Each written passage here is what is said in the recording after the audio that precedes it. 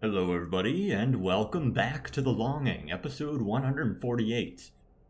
I'm not sure which direction I was going last, but I assume because I was facing this way, that I must be going this way.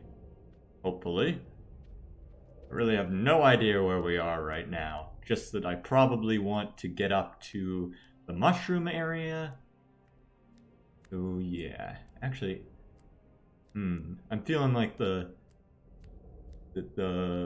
spider's probably over there and built the web up to the mushroom area, but we'll check in just a minute or two.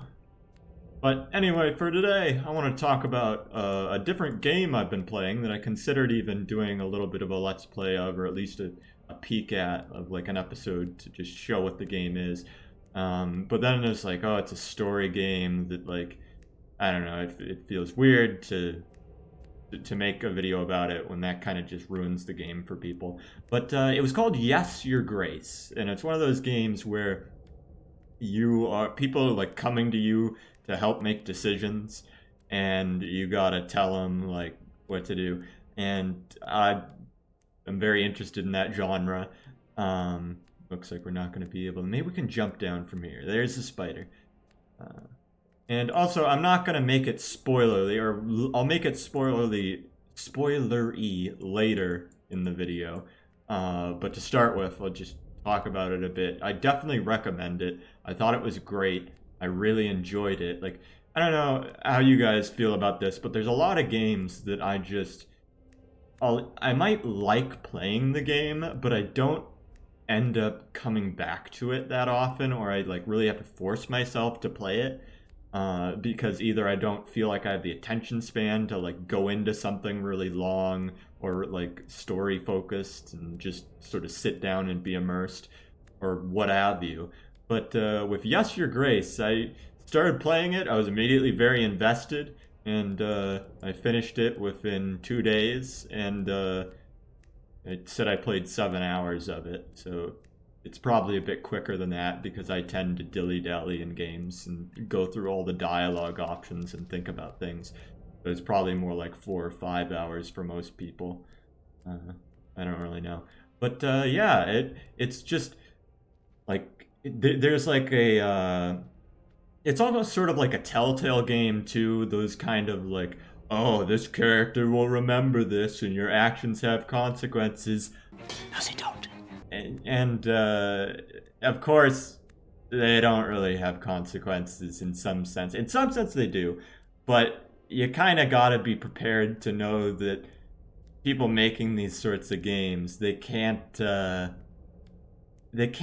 actually have like a decision tree that branches to a completely new set of things every single decision you make, like it would in the real world, because like the real world is infinitely chaotic, and like there's an infinite amount of different things that can happen, and just every decision in real life just changes everything in an entirely new way. That's just chaos theory, you know, the butterfly flapping its wings sort of thing. So these sort of games have to get around that by sort of making like the threads of fate sort of weave back together, back into a singular sort of a singular thread in some sense, or at least only a couple of threads, like not a huge amount. So I definitely noticed that, where it seemed like, oh, here's like this decision that looked like it was going to be really important. Other decisions later on kind of make it so that thing that seemed important is kind of meaningless in retrospect. And that's kind of disappointing, but it's just, you kind of have to deal with it in this type of game. And I think they deal with it very well, and in a sad way, just to say, by tricking you, just making it sort of faked into thinking that like things matter. And at the same time, I think things do matter more in this game than a lot of games of that genre.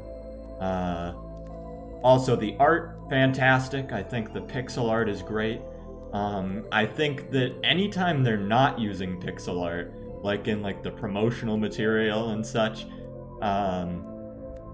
it looks very like, I don't know how to say this. There's probably a word for this, but like Tumblr-esque. Like, do you know how like the woke type of people, the like, I mean, I'm a liberal and all, but like, I gotta say, like, the libtards, the way they do art, where they like have the big red noses and stuff. There's probably a word for this, but it just seems like, you know, the type of people who make that type of art. Not to say it's bad or good or what, but like that, you know, the type, and you know, like, there's like a political ideology that goes along with that. But for the most part, I didn't think that came through too badly. Like, there are some things you'd expect, like, oh, there's like a gay marriage plotline. But I think it was done fine. I don't think it was like awkward or anything. Some of those mushrooms seem to have grown quite immense. I thought it was good. I don't need to... That's an empty place. There's nothing there. And I'm speedrunning anyway, so I don't need to think about those things. But anyway, with that, like, there are some, like, things that made me, like, worried, like, oh, is this game gonna be, like, really Tumblr-esque, if you know what I mean?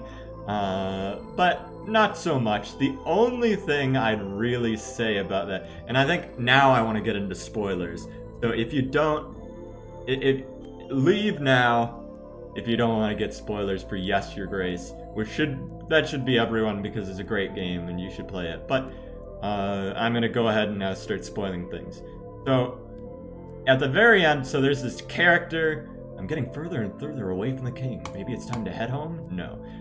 There's this character who's like the bad guy, right? There's like a couple bad guys, but there's really the one big bad guy. And throughout the whole game, he like kills your daughter, he beats your daughter, he tries to kill you, and he doesn't really even have a good reason for trying to kill you. It doesn't make much sense at all.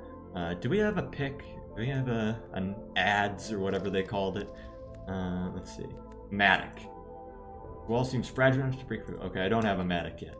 But I need to get that first, because I think that's where the green mushrooms are. I forgot about that.